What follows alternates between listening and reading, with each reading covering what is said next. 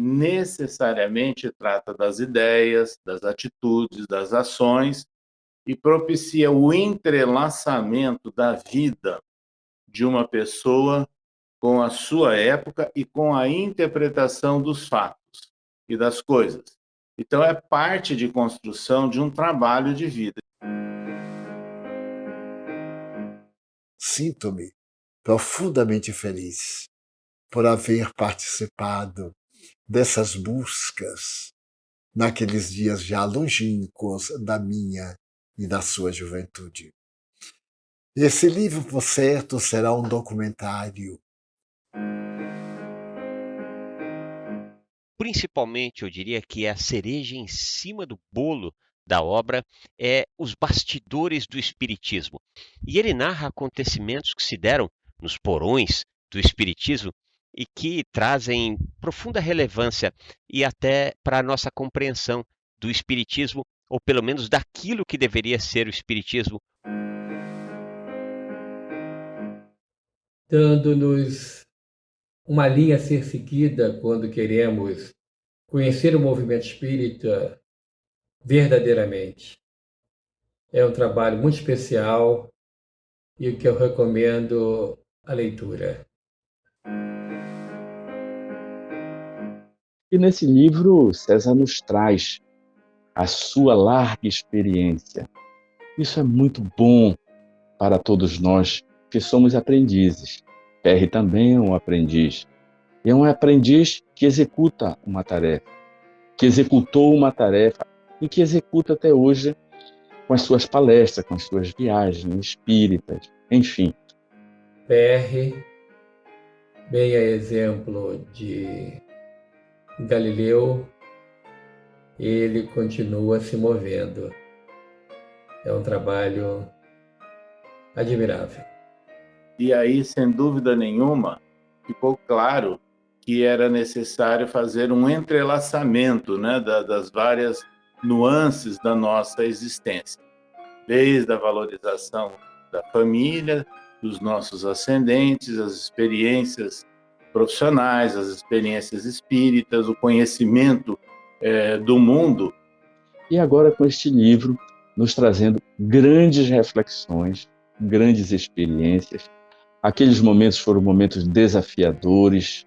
Uma vez que a obra deixa bastante claro alguns tantos desvirtuamentos que se deram na doutrina dos espíritos. Eu diria que o livro é mais do que uma necessidade, é uma obrigação para quem quiser entender o que é o espiritismo e principalmente o que tem sofrido o espiritismo no Brasil.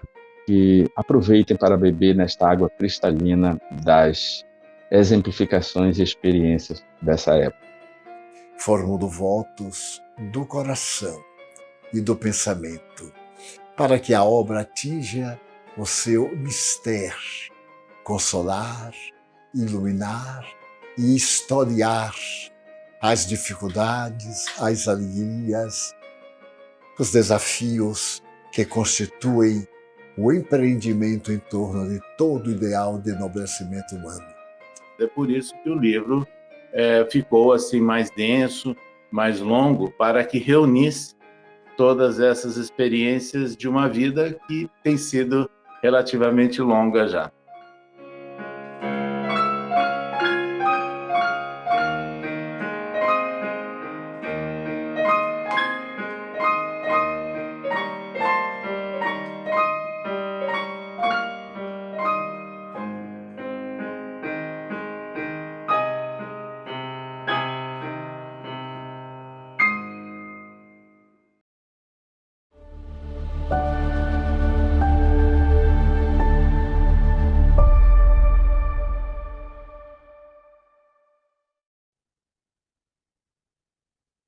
Bem, meus queridos amigos e irmãos, muito boa noite. Estamos aqui em mais um programa Memórias e Reflexões, que sempre acontece todo segundo sábado, sempre na companhia do César Perry de Carvalho, ex-presidente da FEB, ex-presidente da USE.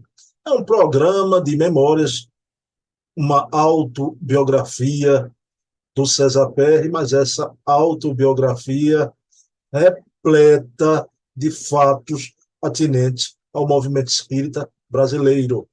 Daí sua importância para a historiografia espírita no Brasil.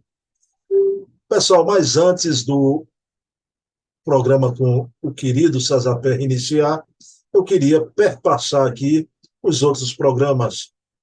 Amanhã, domingo, teremos o programa Bezerra de Menezes, o Kardec brasileiro, na companhia do querido historiador Luciano Klein, o biógrafo de Bezerra, que é o autor da maior biografia de Bezerra até hoje. Bezerra de Menezes, o homem, seu tempo, sua missão. Na terça-feira, o programa Hermínio C. Miranda, o grande escriba, sempre na companhia da filha do Hermínio, Ana Maria Miranda. Estamos a ver um seminário por primeira vez. Jamais vimos o Hermínio Corrêa de Miranda, de corpo inteiro, de viva voz, palestrando. Então, é algo único, algo inédito, e já estamos no 4º episódio. Vocês podem ver os outros episódios no meu canal.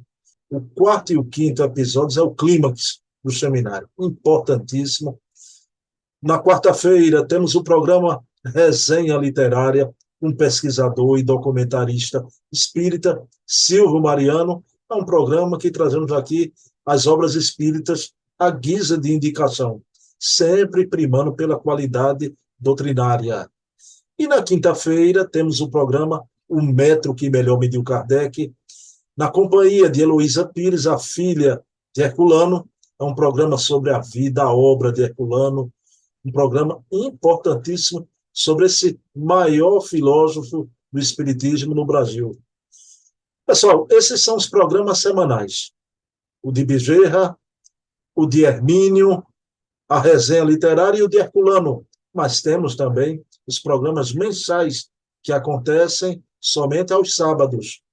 Todo primeiro sábado temos o programa Leon Denis, o apóstolo do Espiritismo, com Charles Kemp, presidente da Federação Espírita Francesa, aqui conosco, uma conversa maravilhosa, repleta de história, de memória sobre Leon Denis. No segundo sábado, esse programa aqui, daqui a pouco a gente vai apresentar a temática Memórias e Reflexões com César Perry de Carvalho. No terceiro sábado, o programa Portfólio Fontes Primárias, na companhia do Adair Ribeiro, curador do Museu ACOL, Allan Kardec.online. Adair é quem possui o maior número de fontes primárias e documentos de Kardec e da época de Kardec. Mais de 3.000 documentos. Ele apresenta aqui no nosso programa, todo terceiro sábado, às 20 horas. E para encerrar, no quarto sábado, temos o programa O Eco, da Imprensa Espírita, com Leonardo Marmo, articulista da revista Reformador e da revista semanal O Consolador, do Paraná. O querido Leonardo Marmo faz aqui o programa mais visualizado do nosso canal. É impressionante como esse programa pegou no gosto, né? Pessoal, é isso. 8 programas, 4 semanais, 4 mensais à disposição de vocês. Então, vamos iniciar o nosso programa da noite de hoje. Vamos fazer a prece. O seu César Perry já está aqui juntinho de mim, mas vamos já levar o pensamento a Deus, agradecer por essa oportunidade, por mais uma noite, onde, com a permissão do César Perry de Carvalho, vamos ter aqui a sua vida devassada, mas no sentido benéfico, para servir de lição, de experiência, através de uma trajetória única de um grande tarefeiro, dirigente do movimento espírita brasileiro, relembrando aqui os Faustos do Espiritismo no Brasil. Então, pedindo permissão a Jesus, a quem tudo devemos, iniciamos o nosso programa da noite de hoje. Bem, vou colocar aqui o querido César Perry na visibilidade de vocês.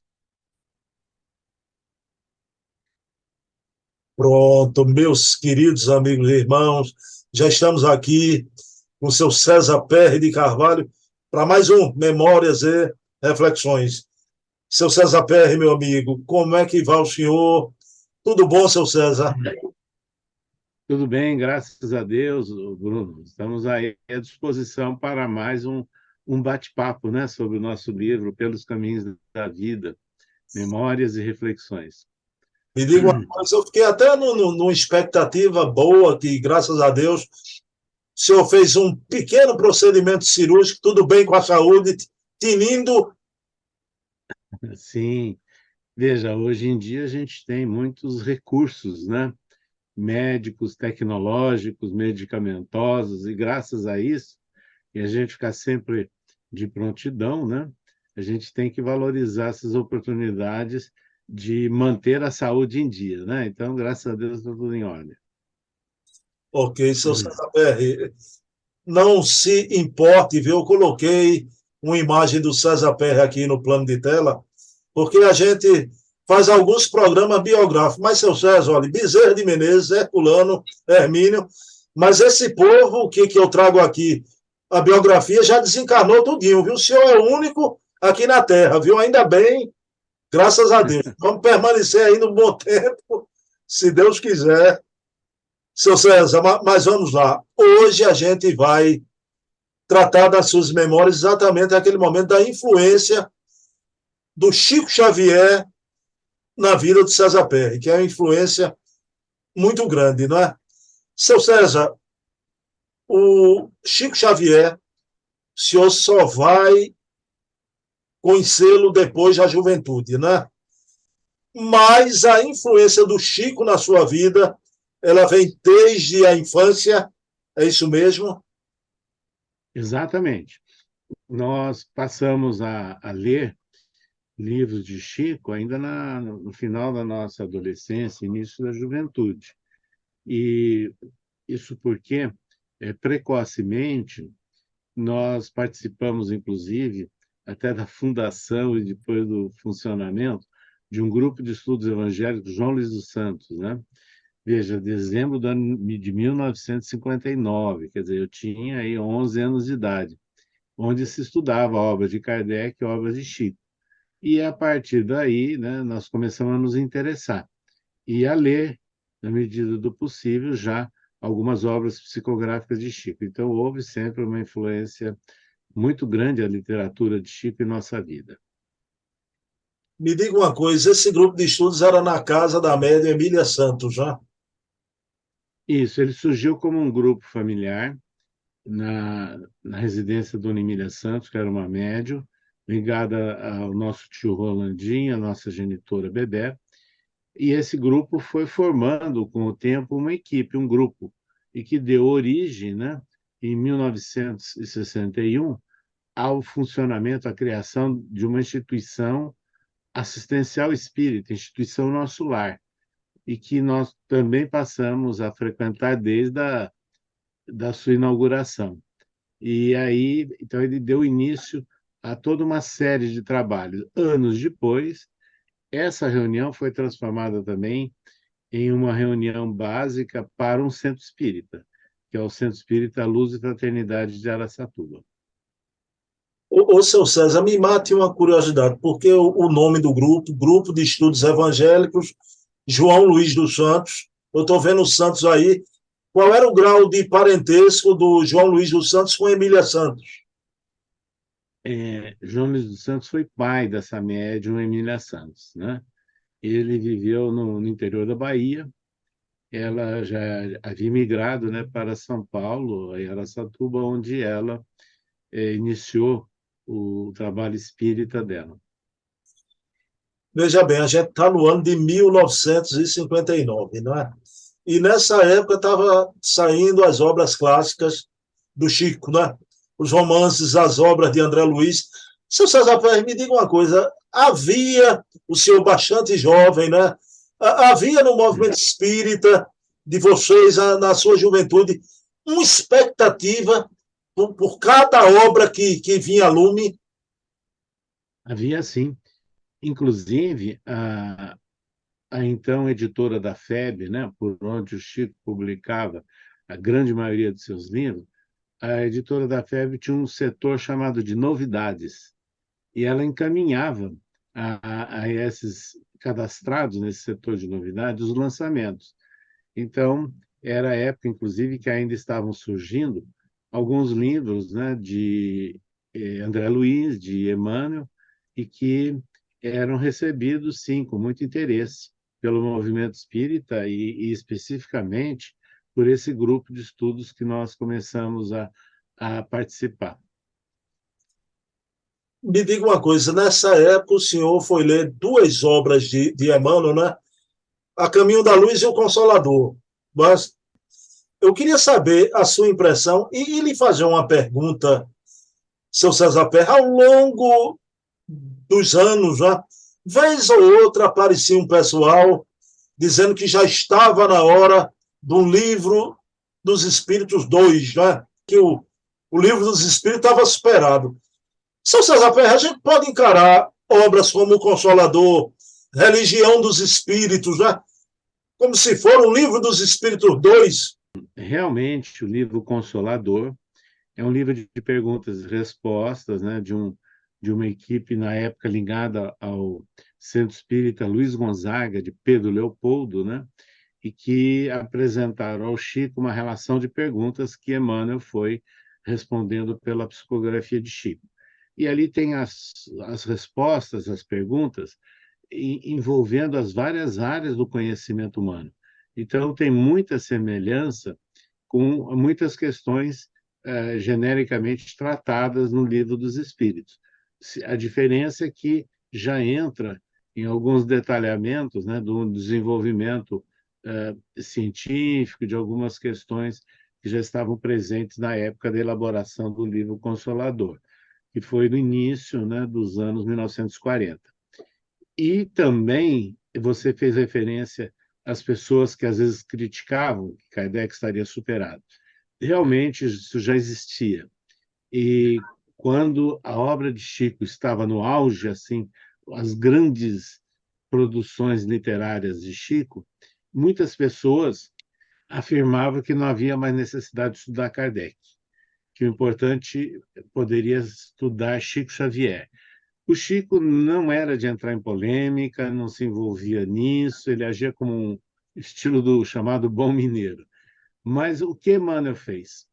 Emmanuel escreveu, pela psicografia de Chico, livros homenageando as obras básicas da codificação por ocasião do centenário delas. Então, você fez referência ao Livro dos Espíritos, o livro Religião dos Espíritos, de Emmanuel, psicografado pelo Chico, é uma homenagem, um detalhamento de alguns itens principais do Livro dos Espíritos. Então, Emmanuel ele não só referenda, como estimula, né, o estudo das obras básicas de Kardec. Seu César, muita gente desconhece isso. Seara dos Médios, então, é uma homenagem ao livro dos médios, não é? Exatamente. Justiça divina, ao céu e ao inferno, não é? Então, por aí Isso. vai. É E o impressionante. livro da Esperança é o Evangelho segundo o Espiritismo. Mas, seu César, sobre a Caminho da Luz, já? O senhor, na juventude, estudou a Caminho da Luz. Seu César, eu sou de uma geração posterior à sua, né? Eu tenho idade, tenho 57 anos já. Podia ser seu filho, né? Então, eu cheguei depois. Então, veja bem, eu, quando li A Caminho da Luz na minha juventude, eu achei a afirmativa do Emmanuel, porque no último capítulo ele diz que a velha Europa, né, entregaria os seus esforços, né, milenares à jovem América, não é? Eu achava isso um tanto porque eu olhava a Europa com aquela pujança. Mas, seu César, hoje a gente está nesse mundo multipolar, a Europa sofrendo debate econômico, não é? Então, parece que quando a gente olha a Europa hoje, a afirmativa do Emmanuel ela está mais verossímil. Ela sempre esteve, mas a gente que duvidava, agora não duvidamos mais, não é? Isso procede? Procede. Veja bem, o livro A Caminho da Luz foi psicografado pelo Chico há mais de 80 anos. E ele surgiu naqueles momentos iniciais preparatórios da Segunda Guerra Mundial. E se nós olharmos o mundo após a Segunda Guerra Mundial, o grande desenvolvimento científico, intelectual que aconteceu nas Américas e notadamente nos Estados Unidos, né, fica claro até uma colocação que Emmanuel faz em determinado ponto, que os Estados Unidos seria como o cérebro, né, da, das Américas, no cérebro no sentido esse, de grande desenvolvimento científico e tecnológico, que foi o que aconteceu. Então, isso está realmente comprovado. E a outra questão, ele deixa claro nesse livro o papel do Brasil, que o papel do Brasil, que muita gente fica usando lemas, slogans fosfóricos, vamos assim dizer, na realidade é o celeiro do mundo. Emmanuel deixa muito claro isso. Hoje está evidenciado que o Brasil, nos dias atuais, é o grande fornecedor de grãos de alimentação para boa parte do mundo. É a região do mundo que tem a maior quantidade de área agriculturável. Então, nós começamos então a perceber que nas terras, né, das Américas há muitas condições para o preparo, né, de uma civilização diferente. E o outro aspecto que nós não podemos deixar de considerar é o de civilização, não é? Então, longe daquelas tradições, daquelas situações assim muito presas a passado, que é típica da Europa. Então, é assim que foi se desenvolvendo, né, o processo civilizatório, vamos assim dizer, nos vários países das Américas. Então, realmente, o que Emmanuel escreveu está se concretizando. Que bom, que bom. Está aí, novamente, Emmanuel antevendo, né? Se antecipando como espírito desencarnado, aquilo que Kardec dizia, né, seu César? O espírito, no plano espiritual elevado, ele vê como do alto da montanha, né? Da Exato. evolução humana. Seu César, aí uma passagem da sua vida que eu acho tão importante porque trata-se de uma iniciativa aqui no Movimento Espírita Brasileiro que eu acho que tem uma importância fundamental durante décadas já. Só que o senhor pegou a época de ouro, que é o Anuário Espírita, não é? Os anuários espíritas, porque o Chico Xavier deu um impulso, né? Incentivou o ID de Araras e outras editoras. Vou até lhe perguntar se esse é o momento que Chico estava rompendo com a FEB, não sei. A gente pode dizer que, semelhante à Revista Espírita de Allan Kardec, que era a ata do espiritismo no seu tempo, né? Repercutia o que saía no mundo, né? Aqui no Brasil, o Anuário Espírita fez, vamos dizer assim, às vezes, da Revista Espírita, na época de Kardec, aqui o Anuário no Brasil, daí a sua importância. Olha, assim, a grosso modo, a gente pode dizer que sim. Nós temos a coleção desde o primeiro número, de 1964, né? E que foi realmente o início, né, dessa publicação do ID de Araras. Era uma publicação apoiada por Chico Xavier, estimulada por Chico Xavier, inclusive, e que trazia notícias do Brasil, do movimento espírita do Brasil, de centros espíritas do mundo, né? E matérias culturais internacionais relacionadas com o espiritismo, artigos, né, de vários colaboradores, inclusive a partir do ano de 1971, 72, nós passamos a colaborar anualmente também com o Anuário Espírita.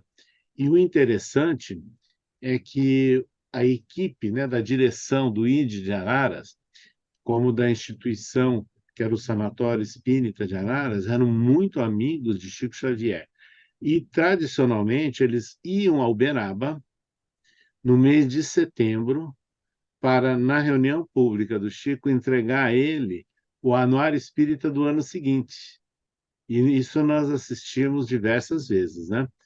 Por isso é que nós viemos a conhecer o Salvador Gentili, outros companheiros vinculados à direção, e depois o Dr. Hércio Arantes, que deu prosseguimento até a desencarnação dele. Então, realmente, foram aqueles anos, né, iniciais do Anuário Espírita que se caracterizaram exatamente por uma forma de registrar o desenvolvimento do movimento espírita nacional e internacional. Me diga uma coisa, foi nesse momento que surge o ID, também por essa época que houve o rompimento do Chico com a FEB, e ele impulsionou várias editoras. Veja bem, a UIND foi fundada um pouquinho antes desse episódio que você se referiu. Na verdade, esse afastamento do Chico com relação à FEB aconteceu por volta da passagem dos anos 67, 68. E o Chico, por várias razões, e descontentamento, né, com alguns tratamentos que estavam sendo dados aos seus livros, a mensagens publicadas, psicografadas por ele na revista Reformador, e também há um outro fato, né, relacionado com uma reportagem, né, que foi feita com o Chico, na época publicada na revista Fatos e Fotos, né, uma revista de edição nacional, muito conceituada na época. Então, foram vários episódios em que o Chico efetivamente rompeu com o dirigente da época, que tinha sido, até então, um grande amigo dele, mas chegou ao ponto que ele resolveu se afastar. Então, a partir desse momento, ele estimula, sim, a formação de várias editoras, né, ligadas a centros espíritas. Então, por exemplo, o Centro Espírita União de São Paulo, da família Galves, amicíssimos de Chico Xavier, criaram, né, uma editora. O Grupo Espírita Emmanuel de São Bernardo do Campo, da família Ramaciotti, muito amigos do Chico, também deram início a uma editora. O Ideal, também ligado ao Centro Espírita André Luiz de São Paulo, do Rubens Germinazzi, né? Também é muito amigo do Chico, também passaram a publicar obras do Chico. Então, a partir desse momento, ele deixa de encaminhar para a FEB os seus originais. O último foi o Ceifa de Luz, que foi publicado já no início dos anos 1970, mas já estava lá na FEB já há alguns anos, né? Então, a partir do final dos anos 1960, as várias editoras que receberam, né, a dádiva da publicação de obras psicográficas de Chico Xavier. Inclui também aí o Clarim, né, de Matão. Seu César, o senhor se referiu a uma pessoa muito querida, inclusive eu tive um contato com ele há 15 anos atrás, perdi de vista, ele já tinha uma idade avançada. Me diga uma coisa, o seu Rubens Germiazzi ainda vive na Terra, seu César? Está encarnado, mas muito doente, praticamente assim, fora das suas atividades rotineiras. Ok, vamos orar para o seu Rubens. Mas, seu César, me diga uma coisa, o senhor falou no nome aí que eu me lembrei que tem uma importância grande na tradução da obra de Kardec. O senhor falou que conheceu pessoalmente Salvador Gentili, né? Sim. Salvador Gentili. Seu César, eu queria lhe perguntar, né, as traduções das obras de Kardec, a gente tem as traduções maravilhosas, né, de Herculano, de Guilom Ribeiro, a do Noleto também, muito boa, da Revista Espírita. Mas, seu César, eu gosto sempre dessas três traduções. Agora, há uma obra, o Evangelho segundo o Espiritismo, que, para mim, não há tradução melhor. Ela é tão agradável, a tradução de Salvador Gentili do Evangelho segundo o Espiritismo. O senhor observa isso também? E se observar, o senhor podia me explicar por que essa tradução do Salvador Gentili, né, cai tanto no gosto da gente?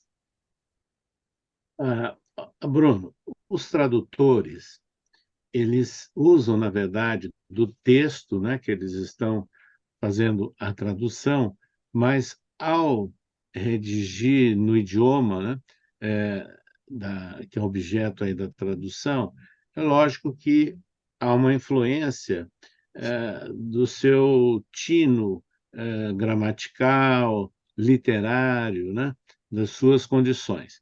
Por exemplo, a tradução mais conhecida no Brasil, tradicional, né, que é do Guilhom Ribeiro, né, que, aliás, foi presidente da FEB também. Quem era Guilhom Ribeiro? Ele era um vernaculista, né? Veja, ele trabalhou no Senado, no Rio de Janeiro, inclusive em apoio ao trabalho do grande Rui Barbosa. Então, ele tinha uma formação intelectual no vernáculo inquestionável. Então, a tradução dele é uma tradução primorosa, mas é uma tradução que eu diria, assim, utilizando às vezes termos, né? Mas vamos assim dizer, castos, né? Mais até elitizados, né? De certa forma. Só fazendo aí a comparação com Salvador Gentili. Ele fez uma tradução ao pé da letra do francês. Então, a gente tem que lembrar que, ao se redigir no idioma inglês, francês ou português, existe uma forma típica, né, de você construir uma frase de acordo com o idioma. Embora o francês seja mais parecido com o português, mas ele tem também algumas características. Então, ele seguiu exatamente fazendo a tradução ao pé da letra. Então, é uma tradução que eu diria mais simples, mais objetiva, né? Então, por essa razão, ela se torna, inclusive hoje, né, uma tradução bastante popular no Brasil. Sempre adorei essa tradução do querido Salvador Gentili, grande espírita. Mas, seu César, há um momento o senhor vai ter dois impactos positivos, né? Sempre da obra de Chico na sua vida. Primeiro, o senhor vai receber de presente lindos casos de Chico Xavier, do Ramiro Gama, não é? O senhor vai assistir na TV Tupi de São Paulo a entrevista histórica que o Chico Xavier deu para o Saulo Gomes, grande jornalista, né? E essa entrevista me impactou muito. Só que na sua autobiografia, esse impactou muito, né? Não entra em detalhes. O senhor podia declinar esses detalhes aqui? Bom, primeiro o livro, Lindos Casos de Chico Xavier, do autor Ramiro Gama. Ramiro Gama foi um grande amigo de Chico dos tempos lá de Pedro Leopoldo, né? Então, ele residia na cidade, na divisa do estado do Rio com Minas Gerais, ia com certa frequência a Pedro Leopoldo. Então, ele privou da amizade do Chico, acompanhando e ouvindo muitos depoimentos, muitos registros que ele coloca nesse livro. E nós o recebemos de presente de um amigo chamado Cícero, né? Que na época residia em Presidente Prudente, interior de São Paulo, e ele tinha ido a Araçatuba participar daquilo que se chamava Concentração de Mocidade Espírita, isso no ano de 1966. E aí ele se hospedou, como era comum naquela época, né? As pessoas se hospedavam nas residências, né, dos espíritas. E ele se hospedou na casa dos nossos genitores, e aí ele nos ofertou esse livro. Então, esse livro nos marcou muito, porque tem registros belíssimos, né, da experiência até então de vida de Chico Xavier. O programa de 1968 da antiga TV Tupi de São Paulo foi promovido pelo jornalista Saulo Gomes. Naquela época, né, a televisão estava se expandindo, né, pelo interior do Brasil. As capitais todas tinham televisão, mas o interior nem todas. Mas já chegava, né, em Araçatuba os sinais na época da TV que era mais divulgada, que era a TV Tupi, e de São Paulo. E nessas condições, quando Chico foi entrevistado lá em Uberaba, pelo Saulo Gomes, ele toca, né, em assuntos da rotina, né, da vida de Chico Xavier, no atendimento que ele fazia na época na Comunhão Espírita Cristã de Uberaba. Isso nos sensibilizou muito, a maneira simples, espontânea, agradável e amorosa de Chico, né? Isso daí nos marcou muito naquela entrevista. Então, nos chamou a atenção esse aspecto, né, humano de Chico Xavier. Seu César Pérez, aí vai a influência do Chico vai se estender no momento familiar delicado, né? O seu tio Lolo passa a ter uma complicação maior, uma doença, e junto com sua tia Suzy, o senhor os acompanha a Manchester, na Inglaterra, né? Então, nesse momento de enfermidade da família, o senhor em Manchester, havia a correspondência do Chico Xavier lhe dando estímulo, apoio nesse momento difícil. Foi isso mesmo?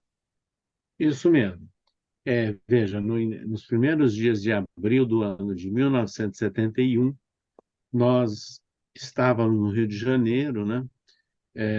Na residência desse tio, Lorival, que era médico, e da sua esposa, Suzy, e que eles estavam já em preparativos para a viagem à Inglaterra, que eu os acompanharia também. E nesse momento, o Chico estava no Rio, fazendo um atendimento na Fundação Marieta Gaio. Era um grande centro num bairro do Rio de Janeiro, que o Chico comparecia anualmente para uma tarde e noite de autógrafos, num domingo, né? E onde ele atendia longa fila de pessoas. E foi o momento que nós o conhecemos de uma forma muito rápida, né? E falamos, né, da nossa viagem próxima, e ele se colocou à disposição para que escrevêssemos a ele. Foi o que nós fizemos lá da Inglaterra. Então, durante 2 meses que nós ficamos em Manchester, na Inglaterra, nós mantivemos correspondência com o Chico e ele atendia prontamente, dando todo apoio, toda orientação que o nosso tio precisava naquele momento difícil do seu tratamento de câncer e também a nós. E depois, né, quando nós voltamos e nós começamos a visitar o Chico em Uberaba, ainda na Comunhão Espírita Cristã, o Chico foi extremamente assim atencioso, afetivo, espontâneo conosco, a nossa esposa Célia, né? Já estávamos casados também, a nossa genitora, e levamos o nosso tio Lorival e a tia a Suzy também a Uberaba. E ele sempre extremamente atencioso, era uma característica do Chico, não só nas correspondências, como também nesse afeto, né, que ele demonstrava nesses encontros pessoais. Seu César, a partir daí, desse momento do apoio, através dessa correspondência, é que vai se intensificar a sua amizade com o Chico, não é? Seu César, o senhor ia muito lá em Uberaba, viajou muito até Uberaba, teve muito com o Chico. Sim, nós íamos várias vezes ao ano lá a Uberaba, né? Inicialmente era a Comunhão Espírita Cristã, e depois, a partir de julho do ano de 1975, no Grupo Espírita da Prece, né? E o Chico, ele nos convidava para comparecermos na casa dele. Então, normalmente, na sexta, tinha reunião pública sexta à noite e sábado à noite. E sábado à tarde tinha o trabalho de peregrinação. Então, muitas vezes, ele nos convidava ou sexta-feira à tarde ou sábado antes da peregrinação para passarmos na casa dele, onde ele fazia questão, né, de os convidados oferecer um lanche, né? Ele era muito simples, o Chico, né? E oferecia um lanche e aquela conversa amena, agradável, alegre. O Chico era muito brincalhão. Então, nós tivemos a felicidade e a oportunidade de privar desse contato pessoal com o Chico quando ele tinha saúde, inclusive, né? Porque depois de alguns anos, ele já estava bastante debilitado. Vou fazer uma pergunta agora de curioso, seu César. Não precisa se aprofundar muito nessa resposta, não. Tá? O senhor se lembra dos seus desenhos lá, quando criança, da Roma Imperial? Se lembra que a família ficava, não é? Sim. Todo mundo impactado com aquilo, não é? A gente sabe que o Chico, em algum momento, o Emmanuel, a gente tem certeza. O Emmanuel estava ali naquela época, né? Também na Roma Antiga. Seu César, o Chico Xavier, com essa aproximação, essa amizade entre o senhor e ele, em alguns momentos o Chico revelou, levantou um pouquinho a ponta desse seu passado reencarnatório. Olha, o Chico, ele era muito prudente, sabe? A gente sabe que muitas informações que ele deu de vidas anteriores, de pessoas ligadas a ele, foi naquela fase anterior, lá em Pedro Leopoldo, no período em que ele estava psicografando os grandes romances históricos de Emmanuel, né? Onde ele identificou algumas daquelas personagens presentes no enredo dos romances de algumas pessoas que tinham ligação com ele. Com relação especificamente a nós, na primeira vez que nós o visitamos na casa dele, lá em Uberaba, ele nos chamou para uma conversa no quarto dele. E aí ele nos abraçou muito e agradecendo a oportunidade do reencontro. Então ficou claro, né, que a gente teve algum contato, sim, em vidas anteriores, né? E depois o Chico era brincalhão. E de vez em quando ele se referia a mim usando até outros adjetivos, sabe? E não necessariamente o nome atual. Então é importante que ele era cuidadoso, mas ele via essas situações todas. Mas ele não ficava a todo momento citando, falando isso ou aquilo. E isso com a nossa família, inclusive, nós tivemos a oportunidade de levar os filhos, crianças, né, pequenos, na casa dele, e ele pegando no colo, atendendo. Ele era muito afetivo, né? Então, são registros assim que nós temos marcados profundamente, né, em nossa alma. O Chico, cuidadoso, e seu César, muito bem, seu César recatado, porque eu não quis aqui, viu, seu César, de jeito nenhum, que o senhor entrasse naquela coisa do o Chico me disse, né? Pelo amor de Deus. Mas, seu César, uma pergunta derradeira, diante de. Eu acho que o senhor trouxe aqui coisas que eu nunca vi, né? Questão do anuário, né? Questão da tradução do Salvador Gentili, essa sua aproximação, essas correspondências com Chico, adentrando até o campo familiar. Mas, seu César, o Chico Médio e sua obra discográfica. Os dois lados da moeda, né? Vamos ao primeiro lado, né? Como é que o César Perry, com a história de vida que você tem no movimento espírita, foi um dirigente das duas grandes instituições espíritas aqui no Brasil, como é que você observa, César Perry, essa coisa do fanatismo que beira a temeridade, né? Essa coisa do Chico me disse, por parte de gente até que privou também da convivência com ele, não é? Como é que o senhor vê isso, César Perry?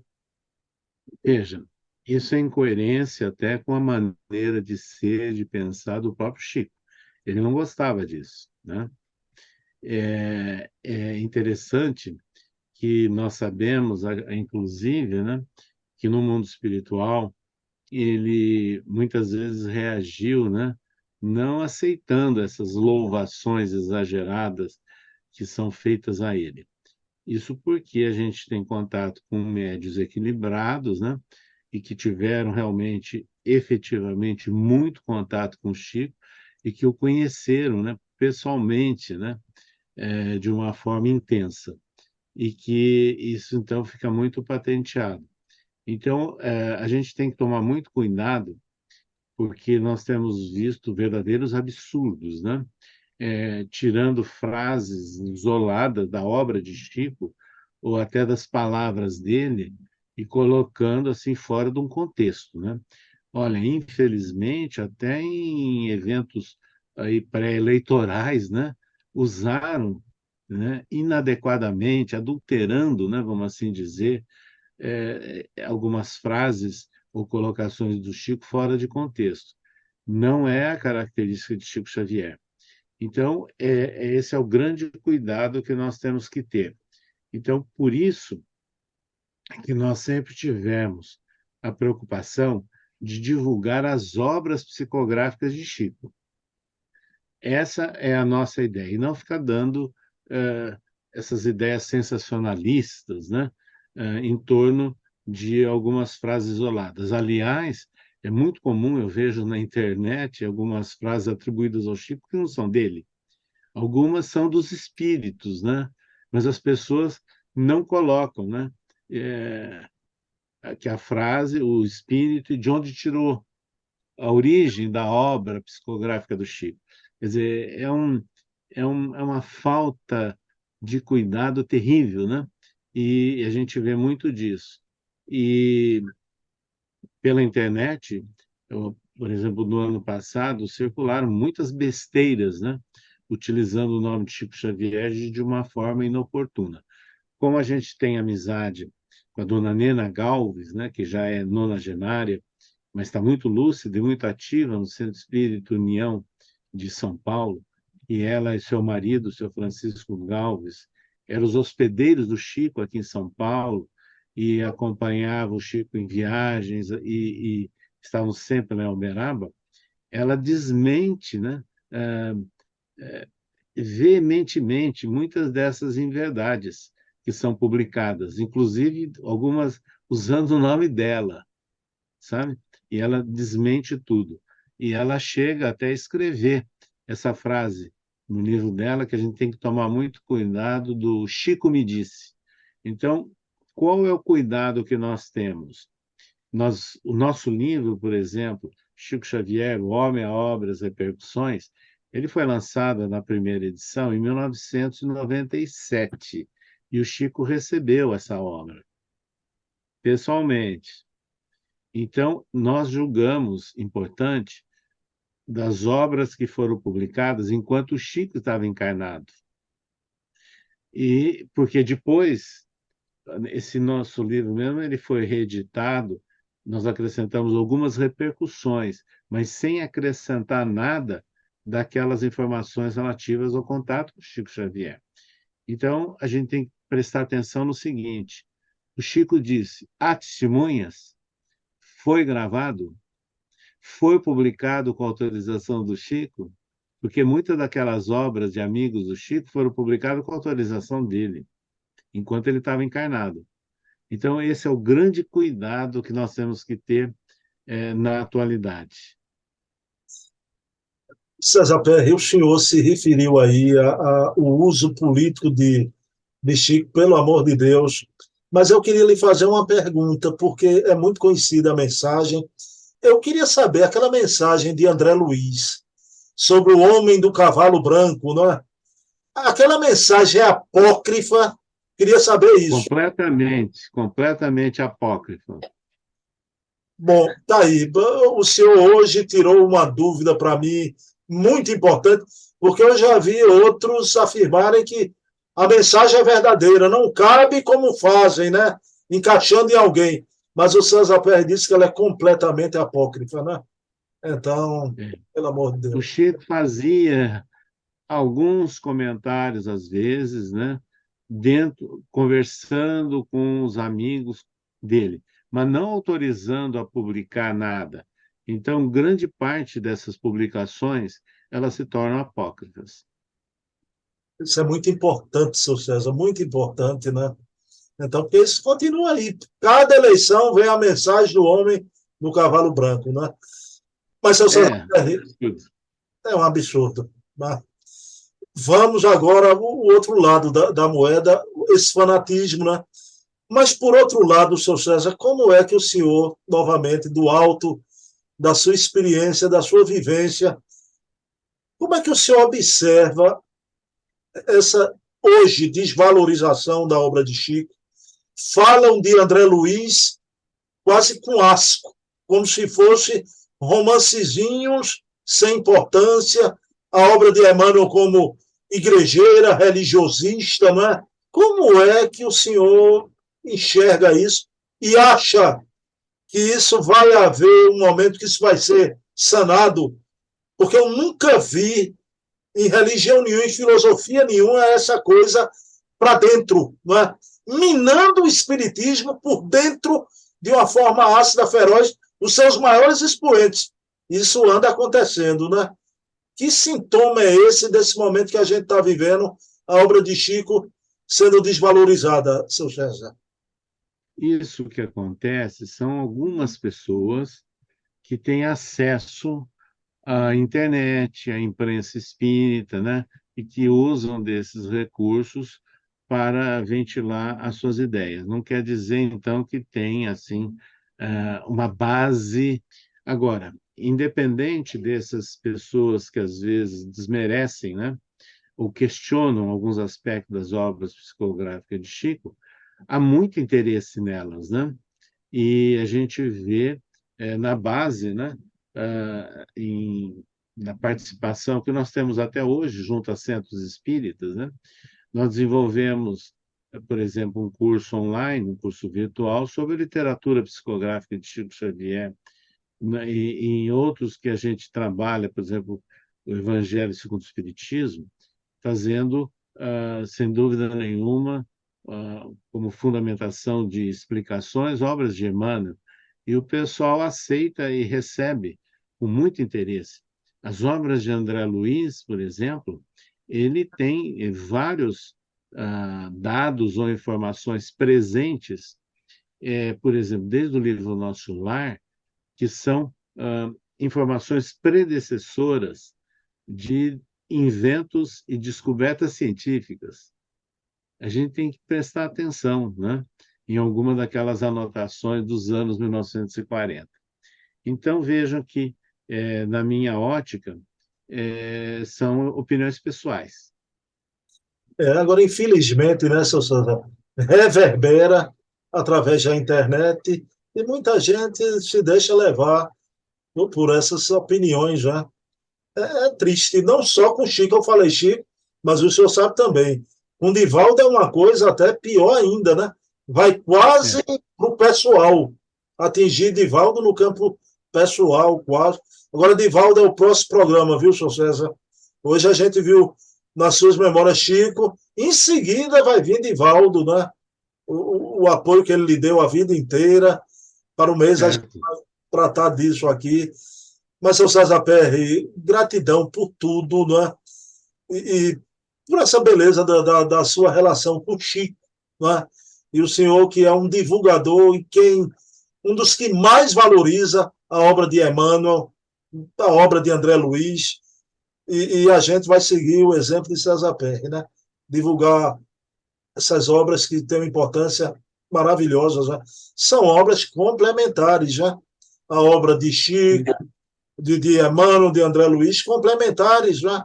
A base espírita, que é inamovível, sempre será Kardec.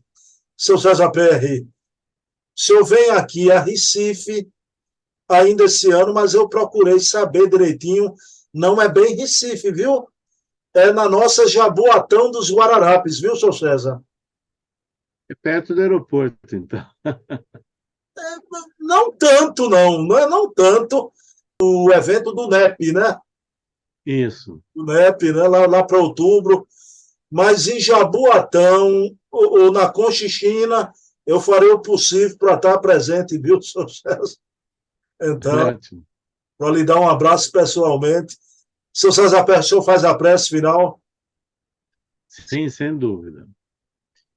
Então vamos com os nossos pensamentos voltados à espiritualidade.